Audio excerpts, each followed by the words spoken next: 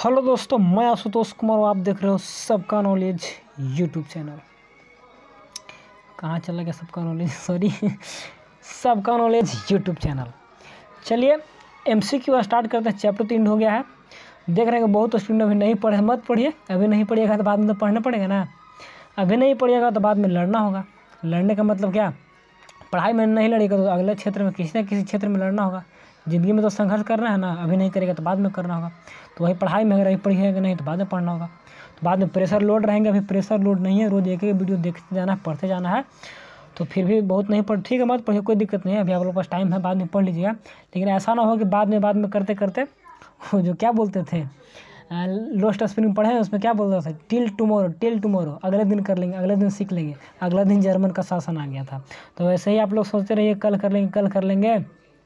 और कल क्या होगा ना कि सब सब्जेक्ट कल के फेरा में छूट जाएगा और बीमार पड़ जाएगा, कुछ हो जाएगा, टेंशन में हो जाएगा, फिर लास्ट में प्रेशर आ जाएगा तो दिक्कत हो जाएगा। इसीलिए जब समय रहते काम कर लिया जाता है ताकि अफसोस ना हो। एक पता था ना कि अफसोस होता है काम नहीं करते हैं तो। देखिए मोटिवेट तो मैं करना नहीं चाहता हूँ, क्योंकि आप लोग खुद से इनर मोटिवेशन आप लोग को रहना चाहिए अंदर से कि ना कुछ करना है। कोई दूसरा कितना कोई मोटिवेट करे, कोई वीडियो देखा, कोई कहीं से सुन के कब तक मोटिवेट रहे, एक दिन 2 दिन। मोटिवेशन अंदर में ना होना चाहिए, हमको कुछ करना है, हमको कुछ दिखाना है, हमको कुछ अलग करना है। ऐसा तो सब कोई पढ़ रहा है, सब कोई कर रहा है, ठीक है ना। तो कोशिश है कि आप लोग लगे रहिए, टेंशन नहीं लेना है। दिक्कत है तो बोलिए ना, हम तो भाई दिक्कत के लिए। अब एमसीक्यू ज़्यादा पढ़ना आप लोग को। एमसीक्यू देखिए यही चैप्टर जो है कंज्यूमर थ्योरम, क्या बोलते हैं, थ्योरम ऑफ कंज्यूमर बिहेवियर, बहुत बड़ा चैप्टर है ना। इसको मैंने 4 वीडियो में कंप्लीट कर दिया। डिमांड अलग चैप्टर है, इक्विलिब्रियम अलग चैप्टर है। तो एमसीक्यू इसमें ज़्यादा ना पढ़ना होगा। चैप्टर आपने चैप्टर कम पढ़ा है, ठीक। 4 वीडियो में कंप्लीट करा दिया, सारा टॉपिक को शॉर्ट में ही खत्म कर दिए, ठीक।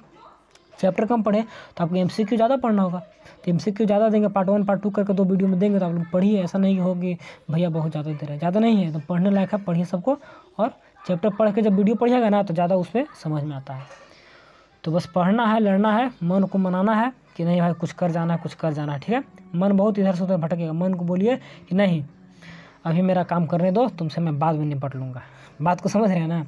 चलिए लग जाना है और पढ़ना है, संघर्ष करना। जीवन में पढ़ाई में नहीं करेगा तो कहीं ना कहीं तो करना है ना, तो बस इसी में कर लेते हैं। अच्छा काम में संघर्ष करते हैं, ठीक है।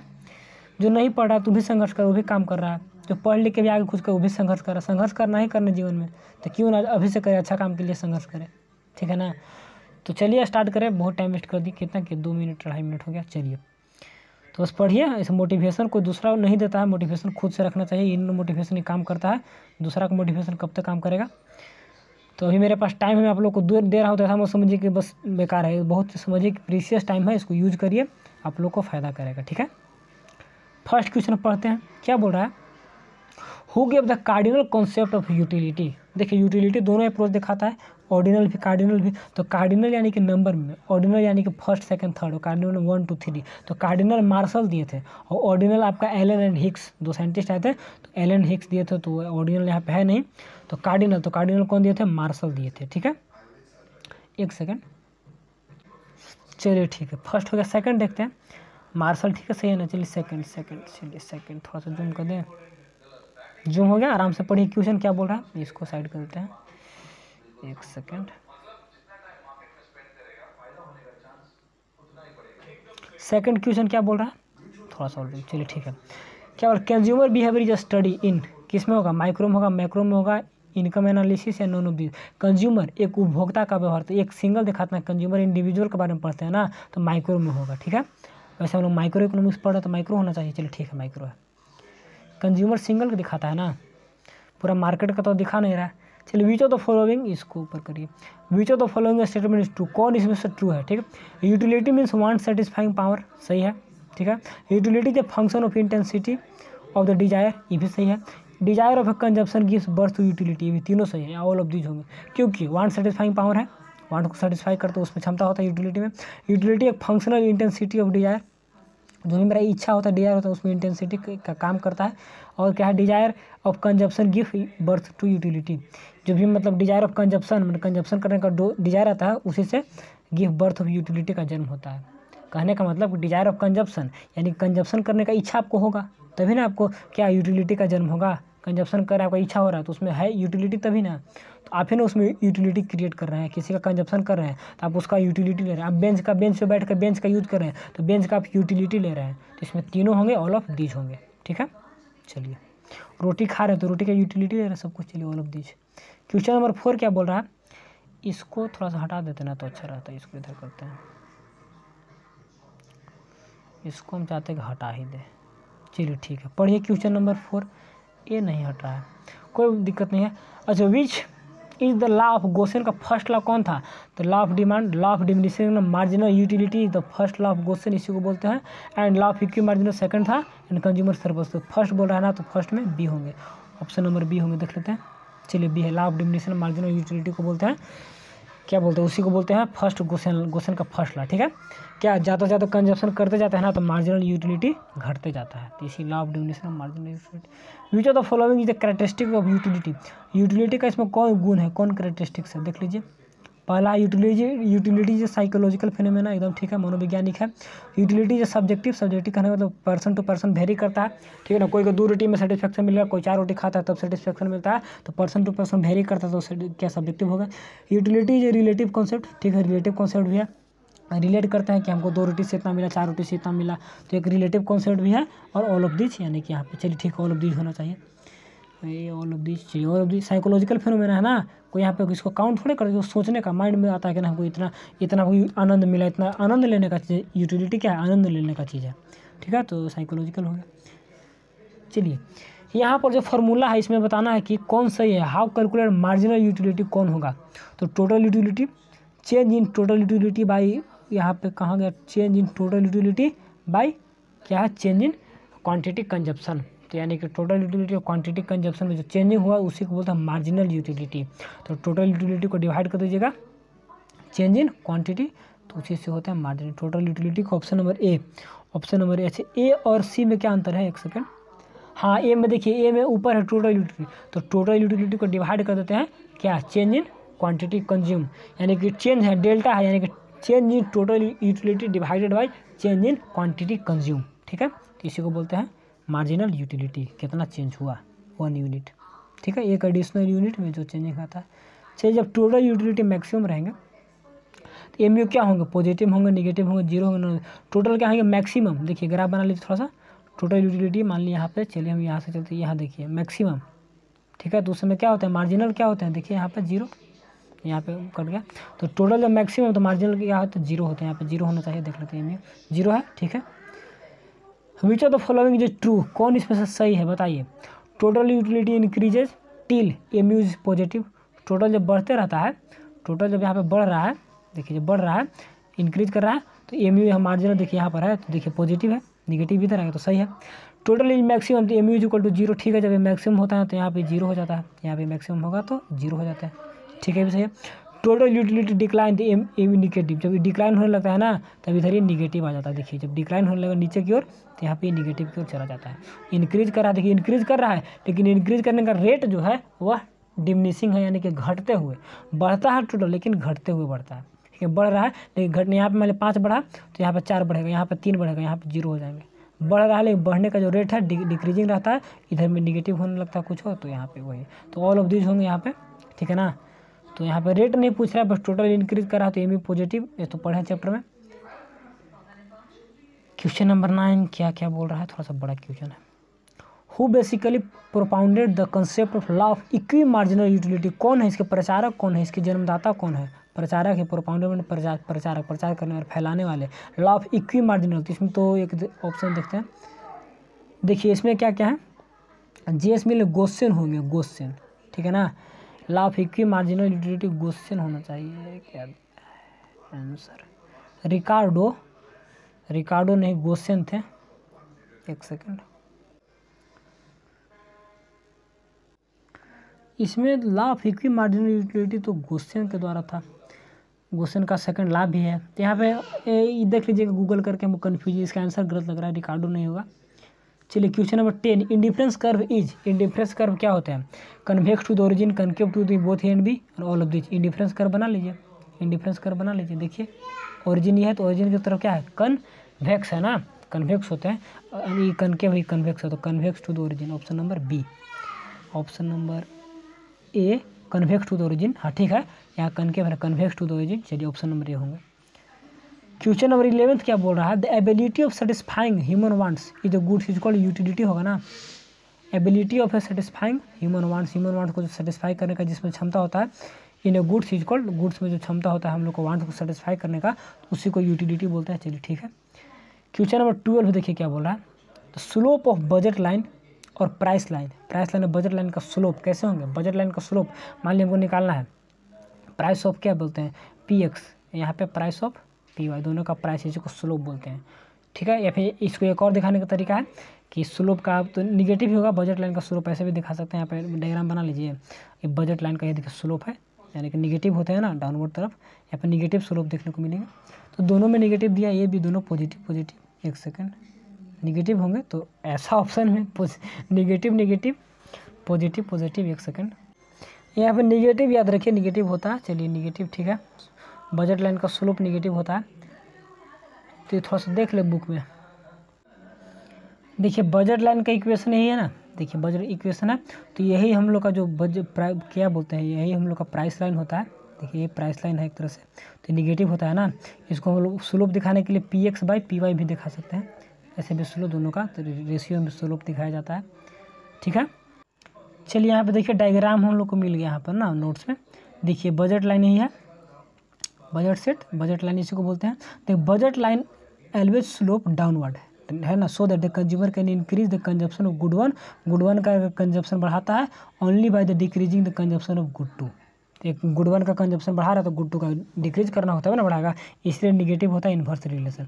अगर गुड वन का बढ़ाइएगा कंजप्शन तो गुड टू का घटाना होगा, गुड टू का कंजप्शन घटाना होगा। वाली इसको देखिए बताते हैं, यहाँ से अगर हम यहाँ पे देखिए एक सेकेंड, क्योंकि प्राइस तो हम लोग का फिक्स रहता है, हम लोग का इनकम में चेंजिंग होता नहीं है, प्राइस फिक्स है, तो गुड वन गुड टू को बढ़ाना होगा तो कम करना होगा, इसलिए इन्वर्स आएगा। देखिए अगर इसको यहाँ से हम कैसे दिखाएं, इसको रुकिए थोड़ा सा,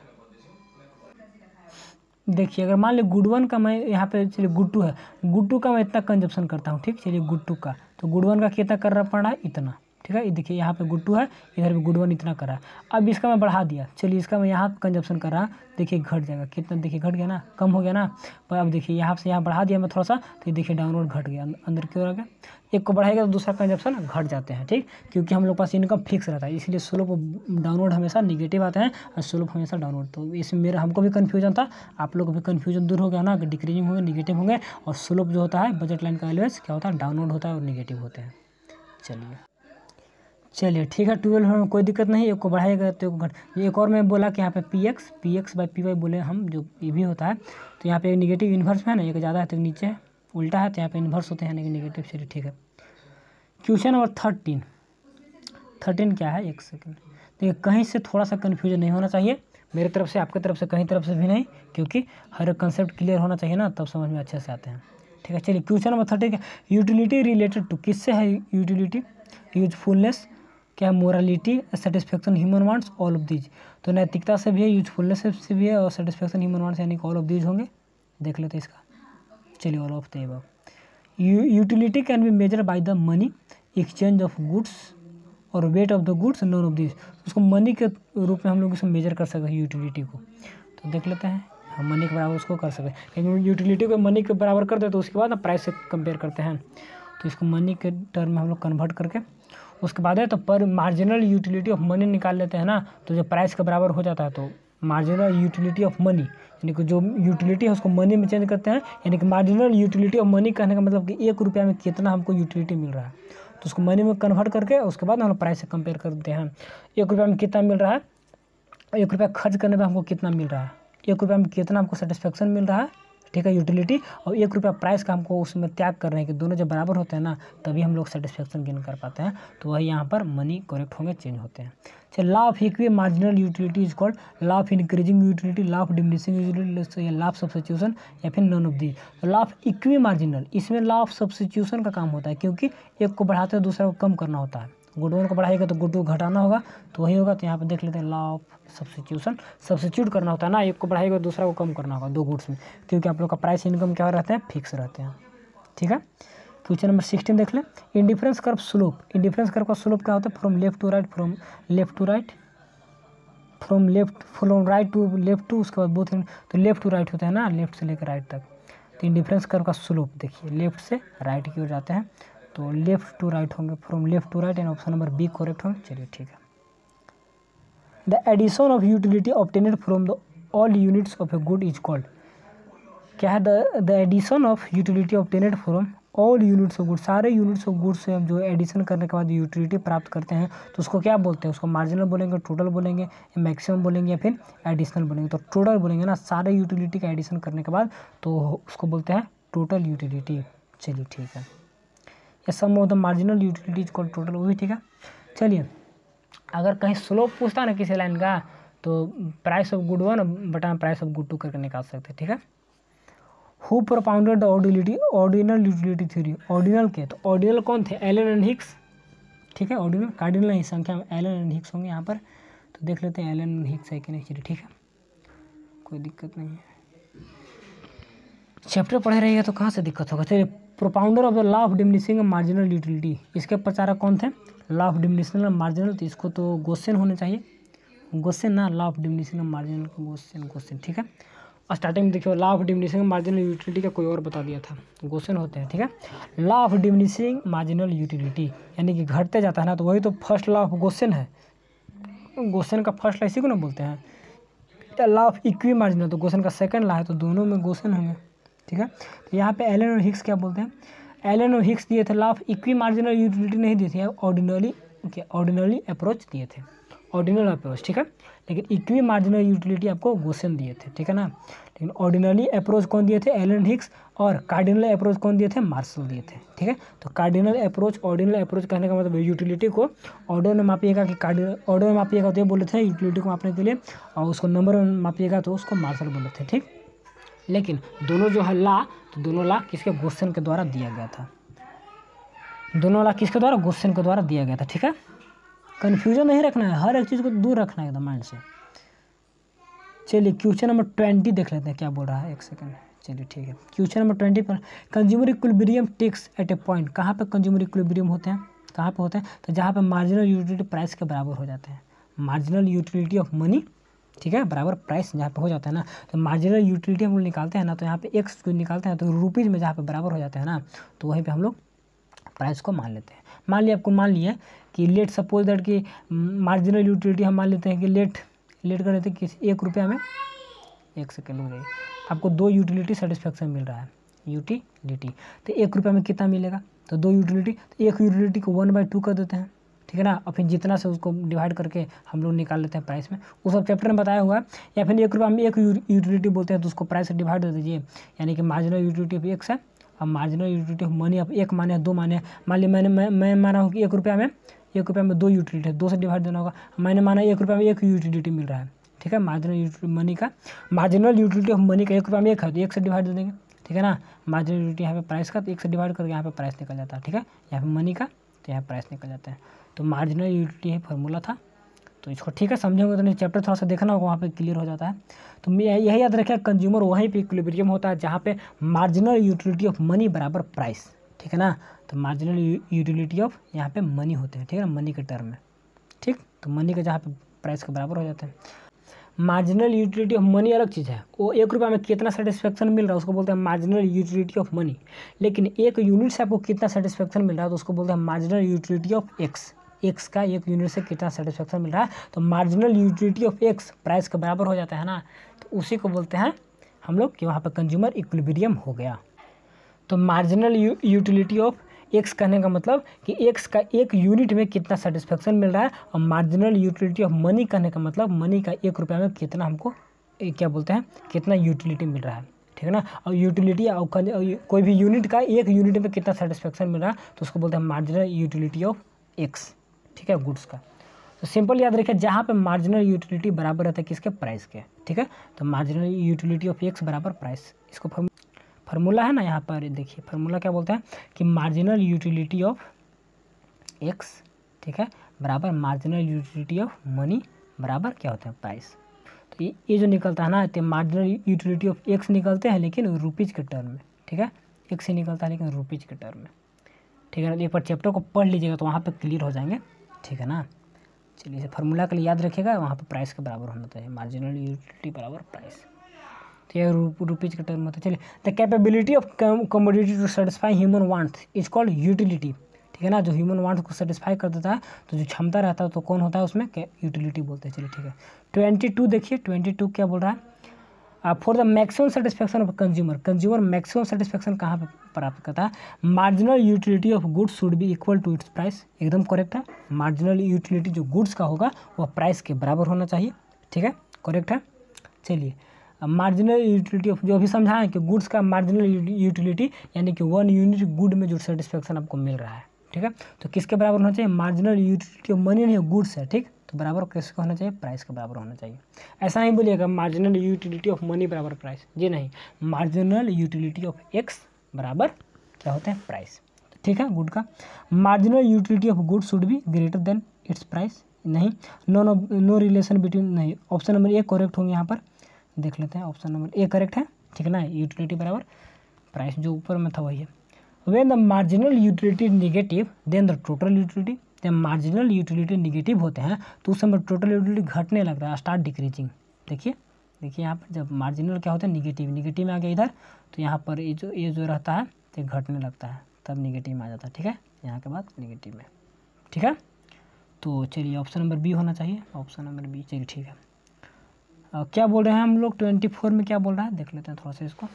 according to the law of equi marginal utility the condition of consumer equilibrium, उसका क्या होता है कंडीशन, ए एंड बी दिया नहीं है यहाँ पे देखिए, बोथ ए एंड बी, तो दोनों, ए बी होता क्या है, ए बी होता है कि price of X by marginal utility of X by price of X बराबर marginal utility of Y by price of Y बराबर मार्जिनल यूटिलिटी ऑफ मनी, या फिर ऐसा ही बोल सकते हैं कि ratio between price of X by price of Y is equal to marginal utility of X by marginal utility of Y is equal to money. थोड़ा सा देख लेते हैं, हमको नोट्स में देख लेते हैं, थोड़ा सा देख लेते हैं। देखिए कंडीशन तो नहीं मिल पाया, लेकिन इंपॉर्टेंट क्वेश्चन मिल गया, जिस पर भी स्लोप लाइन पे बहस कर रहा था, जो मैंने आपको लिख के बताया था कि P X by P Y को भी बोलते हैं बजट लाइन का स्लोप। देखिए कैसे, यहाँ पे क्वेश्चन है कि given the formula for the calculating the slope of the budget line, budget line जो हम बता रहे थे निगेटिव होता है, तो स्लोप ऑफ बजट लाइन का जो स्लोप, तो उसका फार्मूला बताइए, तो वही हम फार्मूला बता रहे थे ना।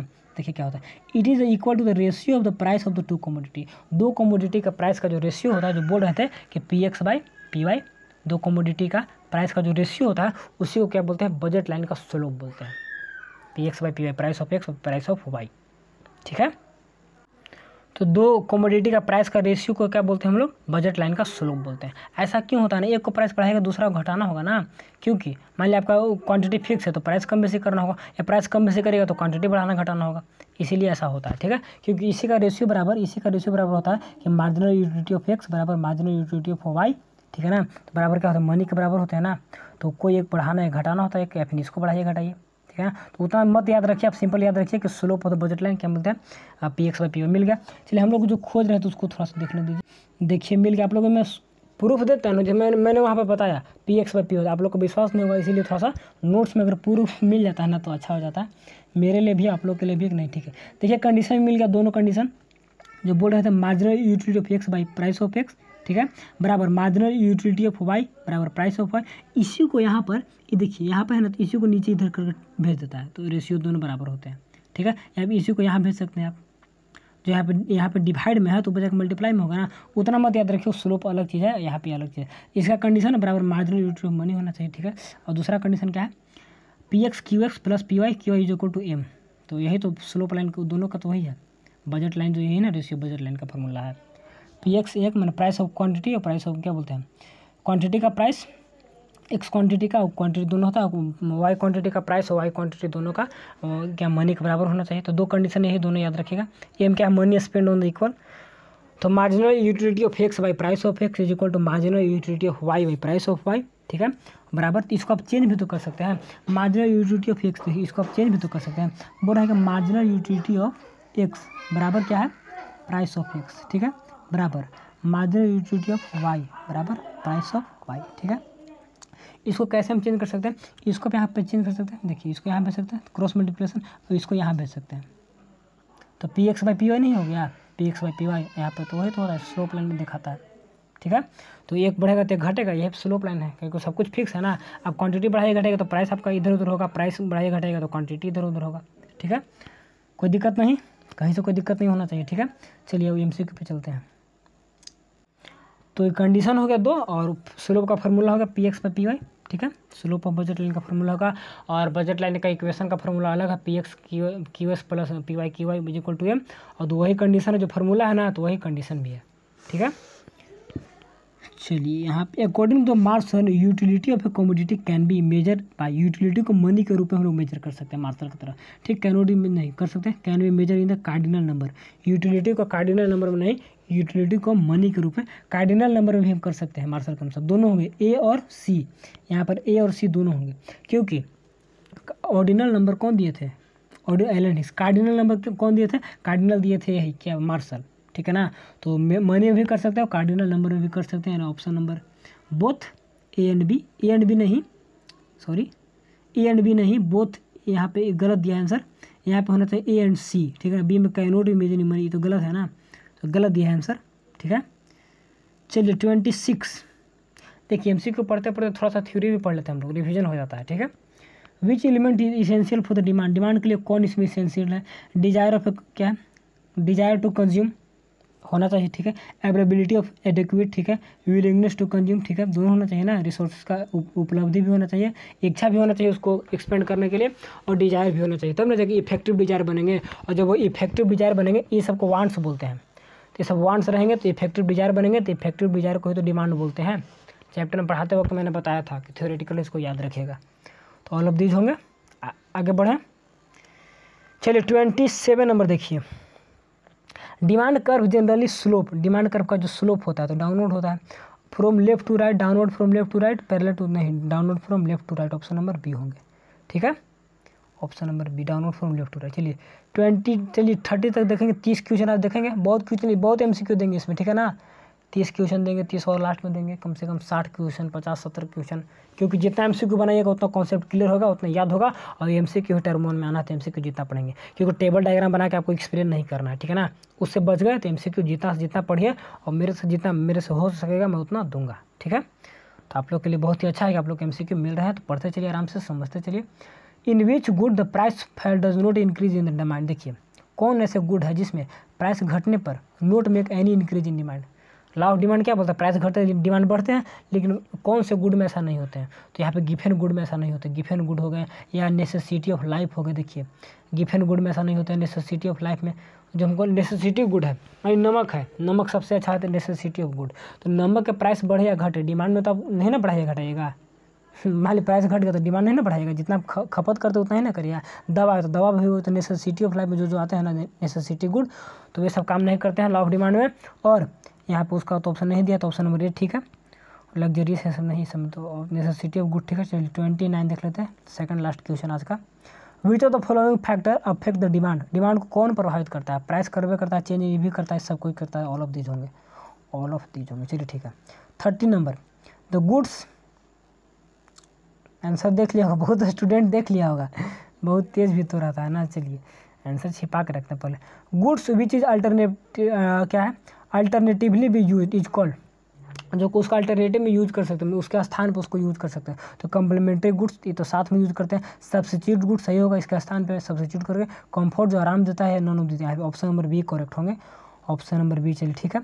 31 देख लेते हैं, कम से कम आधा घंटा वीडियो बनाएंगे, 28 मिनट है, 2 मिनट और पढ़ाएंगे जितना हो जाए, ठीक है। चलिए law of demand is, law of demand क्या होता है, क्वालिटेटिव होता है, क्वांटिटेटिव होता है, बोथ एंड भी और बोथ। तो लॉ ऑफ डिमांड, तो लॉ ऑफ डिमांड क्या बताता है, प्राइस बढ़ता है डिमांड घटता है, तो कितना बढ़ता है कितना घटता है, क्वांटिटी के रूप में नहीं बताता है, क्वालिटी के रूप में बताता है। आपको बताता है कि बढ़ेगा तो घटेगा, घटेगा तो बढ़ेगा, तो गुण बताया यानी कि क्वालिटी को बताया, तो क्वालिटी को बता रहा, तो यानी कि ऑप्शन नंबर ए करेक्ट होना चाहिए। देख लेते हैं, चलिए ठीक है, ऑप्शन नंबर ए। 32 देख लीजिए।